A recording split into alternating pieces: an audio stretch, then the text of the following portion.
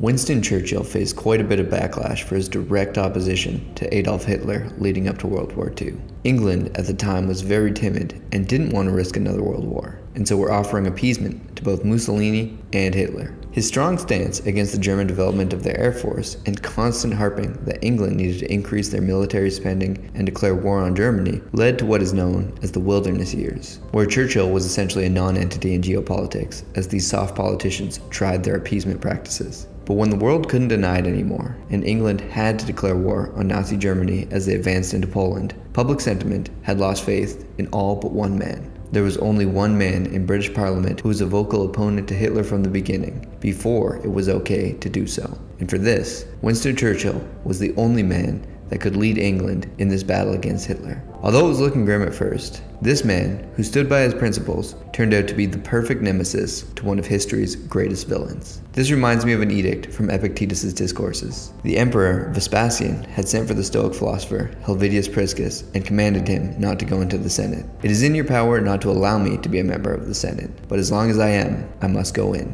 he responded. "Well, go in then," says the emperor, "but say nothing. Do not ask my opinion, and I will be silent. But I must ask your opinion, and I must say what I think is right. But if you do, I shall put you to death. When did I tell you that I'm immortal? You will do your part, and I will do mine." These men, they stood on principle. Stoic philosophy often says we just need to do the right thing.